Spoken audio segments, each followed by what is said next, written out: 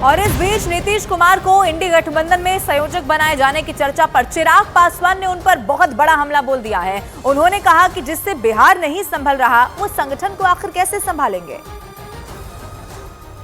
में भागे भागे जाएंगे संयोजक बनने के लिए, बैठकों में हर प्रयास कर लेंगे, दिन भर फोन पे लगे रहेंगे, कभी इससे बात करेंगे कभी उससे बात करेंगे कि कोई अपनी दिया दृष्टि इनके ऊपर डाल दे और इनको संयोजक बना दे, इनको चेहरा बना दे प्रधानमंत्री पद का मौजूदा प्रधानमंत्री के सामने।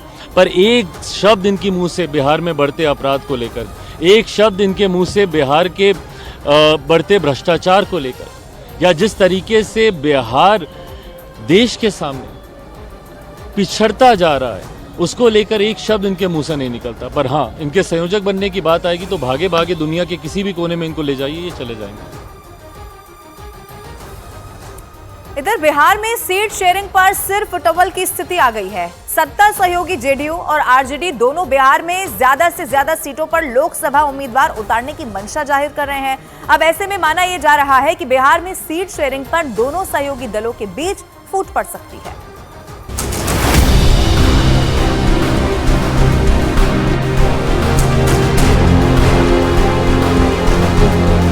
सीट शेयरिंग फॉर्मूले को लेकर जेडीयू आरजेडी में अभी से गदर मचने लगी है। बंगाल में टीएमसी सीट बंटवारे के नाम पर कांग्रेस पर दबाव बनाने लगी है। दिल्ली में अरविंद केजरीवाल इंडी गठबंधन को लेकर वो जोश नहीं दिखा रहे हैं जिसकी उम्मीद इंडी गठबंधन कर रहा था। बिहार, दिल्ली, बंगाल, महाराष्ट्र और उत्तर प्रदेश ऐसे राज्य हैं जहां सीटों के बंटवारे को लेकर जबरदस्त गदर मचा हुआ है। पहले अब बिहार में चचा और भतीजे की पार्टी में मचे सीट बंटवारे के गदर को समझ लीजिए। नीतीश कुमार की पार्टी जेडीयू ने साफ कह दिया है कि वो बिहार में कम से कम 16 सीटों पर लोकसभा चुनाव लड़ेगी। तो वहीं लालू के लाल तेजस्वी यादव की पार्टी आरजेडी के नेता दावा कर रहे हैं कि बिहार में आरजेडी के विधायकों की संख्या ज्यादा है, इसीलिए लोकसभा में ज्यादा सीटों पर आरजेडी का हक है। हमारी पार्टी के जल संसाधन मंत्री माननीय संजय झा जी ने यह बयान दिया कि जो हमारे सीटिंग सीट है उस पर हम चुनाव लड़ेंगे। यह स्वाभाविक है, हर एक राजनीतिक दल की स्वाभाविक आकांक्षा नहीं, यह प्रमाणित है कि जहां पर हम चुनाव जीते हैं वहां हम चुनाव लड़ेंगे। अब गठबंधन को शेष दल जो हैं उनका समायोजन करने का भी दायित्व है।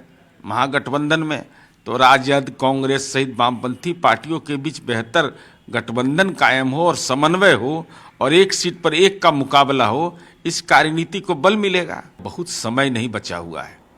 सीटों का बंटवारा जितना जल्द से जल्द हो जाए और साझा प्रचार, साझा अभियान इसकी शुरुआत हो जाए, कार्यकर्ताओं के बीच समन्वय स्थापित हो जाए। अभी तो सबको अधिकार है, इसमें बुराई क्या है? सब लोग अपने अपने तरीके से दावे कर सकते हैं। हम भी कह रहे हैं कि हम 40 सीट पर लड़ेंगे। 40 सीटों पर हम तैयारी रखेंगे तभी हम अपने सहयोगी को मदद कर पाएंगे। तो हम तो इतना ही जानते हैं कि 40 की 40 सीट बिहार में महागठबंधन इंडिया गठबंधन लड़ेगी और जीतेगी। इसके लिए सब लोग प्राथमिकता में इसको ले रहे हैं। सितंबर 2023 में जब मुंबई में इंडी गठबंधन की बड़ी बैठक हुई थी, उस वक्त ऐसा लग रहा था कि एनडीए गठबंधन के सामने एक बड़ी चुनौती 2024 के लोकसभा चुनाव में आएगी। लेकिन जैसे ही बीजेपी ने मध्य प्रदेश, राजस्थान और छत्तीसगढ़ के विधानसभा चुनाव में कांग्रेस को बुरी तरीके से हराया, उसके बाद से ही इंडी गठबंधन का जोश जो है वो हाई की जगह लो होता नजर आ रहा है। 5 राज्यों में हुए विधानसभा चुनावों को 2024 का सेमीफाइनल माना जा रहा था, लेकिन बीजेपी ने एमपी, राजस्थान और छत्तीसगढ़ में कांग्रेस की पोल खोल कर रख दी। जो कांग्रेस खुद को इंडी गठबंधन का चेहरा समझ रही थी, वो कांग्रेस अब इंडी गठबंधन को अपने गले की हड्डी समझने लगी है। इस वक्त राहुल गांधी का पूरा फोकस 14 जनवरी से शुरू हो रही भारत जोड़ो न्याय यात्रा पर है, जो मणिपुर से शुरू हो रही है। 6700 किलोमीटर की भारत जोड़ो न्याय यात्रा से राहुल गांधी इंडी गठबंधन में जान फूंकने की कोशिश में है। लेकिन फिर वही सवाल है, भारत जोड़ो न्याय यात्रा से पहले अभी तक इंडी गठबंधन में सीटों का बंटवारा क्यों नहीं हुआ? 2024 के लोकसभा चुनाव में एनडीए गठबंधन 400 से ज्यादा सीटें जीतने का दावा कर रहा है, तो दूसरी तरफ राहुल गांधी इंडी गठबंधन को मजबूत करने से ज्यादा अपनी भारत जोड़ो न्याय यात्रा पर फोकस कर रहे हैं। सवाल उठता है कि क्या कांग्रेस को यह एहसास हो गया है कि इंडी गठबंधन प्रधानमंत्री मोदी के सामने टिक नहीं पाएगा, इसलिए राहुल गांधी को मणिपुर से मुंबई तक की अपनी यात्रा पर ज्यादा फोकस करना चाहिए। भारत जोड़ो न्याय यात्रा चल रही है। अरे वाह रे वाह, भारत को तोड़ने में तुमने कोई कसर छोड़ी नहीं, अब भारत को जोड़ने की यात्रा में तुम चले हो।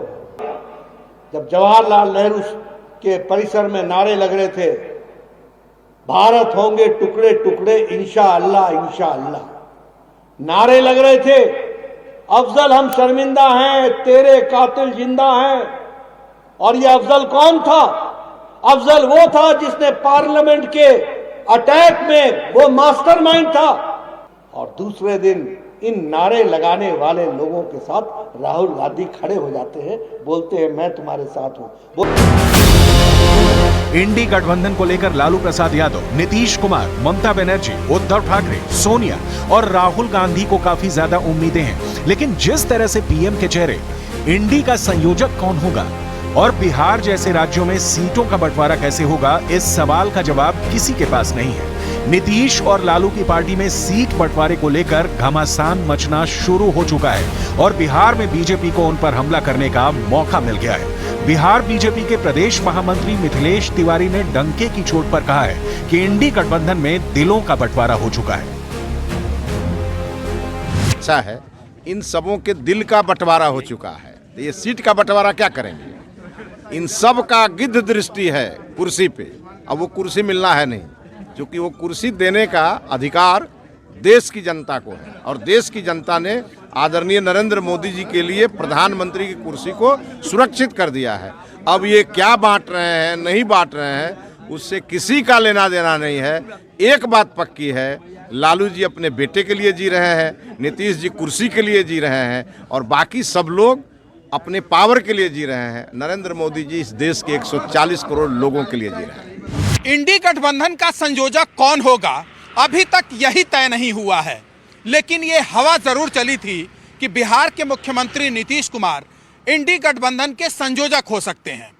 लेकिन हैरानी की बात यह है कि कांग्रेस अध्यक्ष मल्लिकार्जुन खड़गे भी इस मुद्दे पर कुछ बोलने से बच रहे हैं।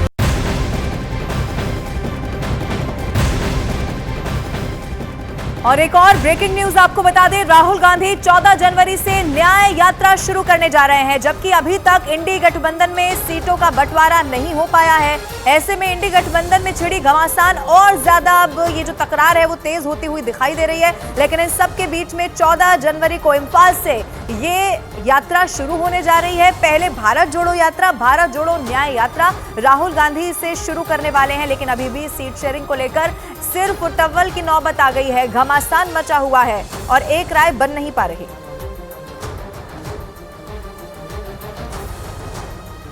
और इन सबके बीच राहुल गांधी की न्याय यात्रा पर अखिलेश यादव ने बड़ा बयान दे दिया है। उन्होंने राहुल की यात्रा से पहले इंडी गठबंधन में सीटों का बंटवारा हो जाने की उम्मीद जाहिर कर दी है।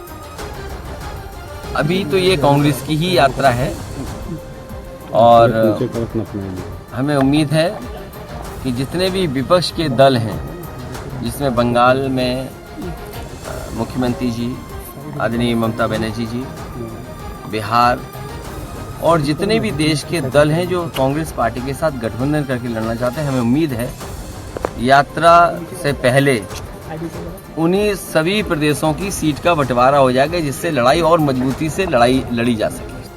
वहीं कांग्रेस नेता आचार्य प्रमोद कृष्णम ने कांग्रेस को उत्तर प्रदेश में अकेले चुनाव लड़ने की सलाह दे डाली है। रामलला की प्राण प्रतिष्ठा से पहले उन्होंने समाजवादी पार्टी पर बहुत बड़ा तंज कसते हुए ये कहा कि अगर कांग्रेस समाजवादी पार्टी के साथ मिलकर चुनाव लड़ेगी तो लोग कांग्रेस से कहेंगे कि वो राम भक्तों पर गोली चलाने वालों के साथ है।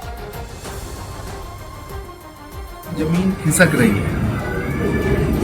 अखिलेश यादव जी के पिताश्री स्वर्गीय मुलायम सिंह यादव जी ने भगवान राम के भक्तों पर गोलियां चलाई थी, गोलियां चलवाई थी। रामलला के कितने भक्तों का बलिदान हुआ, ये इतिहास के पन्नों में दर्ज है।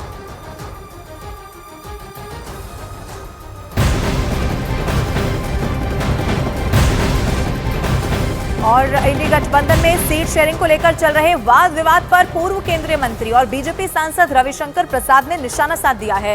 रविशंकर प्रसाद ने कहा कि ये स्वार्थी लोगों का गठबंधन है जिसमें सब एक दूसरे से ज्यादा सीट लेना चाहते हैं और यही कारण है कि सीट शेयरिंग का जो फॉर्मूला है उस पर अब ये खींचतान बढ़ती चली जा रही है। ये कहा गया रविशंकर प्रसाद की तरफ से।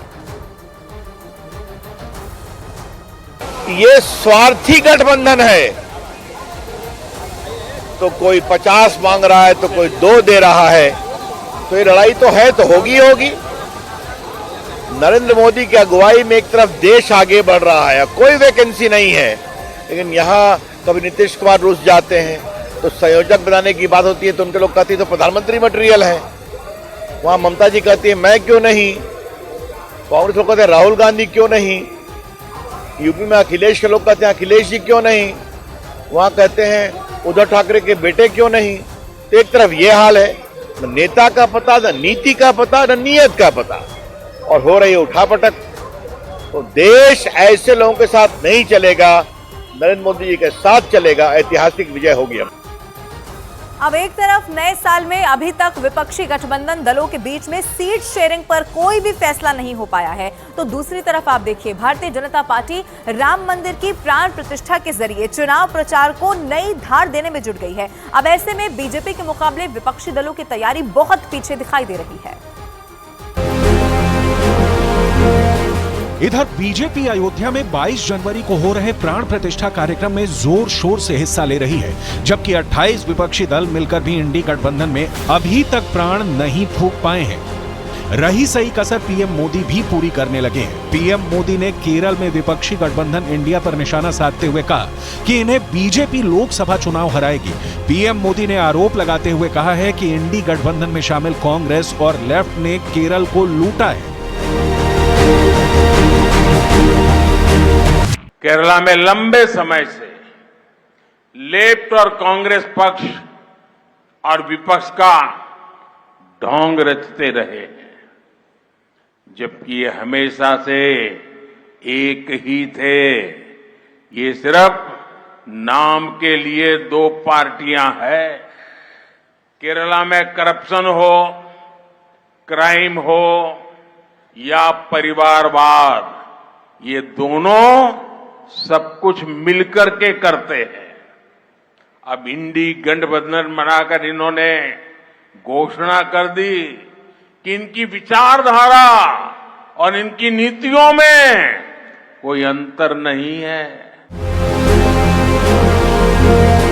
सनातन का अपमान, हिंदू देवी देवताओं पर विवादित बयान इंडी गठबंधन पर भारी पड़ रहे हैं। श्री राम के नाम पर जहां बीजेपी विपक्षियों को ललकार रही है, तो वहीं इंडी गठबंधन में सीटों के बंटवारे को लेकर परिवारवाद, जातिवाद और वंशवाद हावी होता जा रहा है। लालू की पार्टी नीतीश को मनाने में लगी है और नीतीश कुमार मानने को तैयार नहीं है। संयोजक का पद और बिहार में सीटों का बंटवारा इंडी गठबंधन का सियासी अखाड़ा बनता जा रहा है। अब गए भतीजा राम, तो भतीजा राम ने भी कहा कि चचा रूठे रूठे चचा मनाऊं कैसे।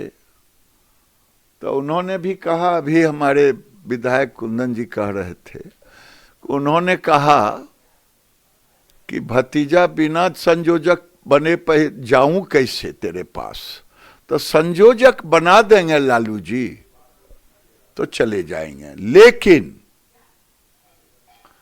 गलतफहमी में लालू जी भी नहीं होंगे। नीतीश बाबू कुर्सी नहीं छोड़ने वाले हैं, तेजस्वी गलतफहमी में ना रहे। जुलाई 2023 में इंडी गठबंधन बनाया गया था। तब से अब तक इंडी गठबंधन की 4 मीटिंग हो चुकी हैं, लेकिन 6 महीने बाद भी ना तो इंडी गठबंधन में सीटों पर कोई सहमति बनी और ना ही ऐसा लग रहा है कि इंडी गठबंधन को मजबूत करने के लिए कोई भी दल पूरी शिद्दत के साथ लगा है। इंडी गठबंधन से ज्यादा राहुल गांधी भारत जोड़ो न्याय यात्रा पर ध्यान दे रहे हैं। इसका मतलब ये हुआ कि इंडी गठबंधन में अभी बहुत से सियासी पेंच सामने आने वाले हैं, जो इस गठबंधन में शामिल 28 विपक्षी दलों की पोल खोल कर रख देंगे।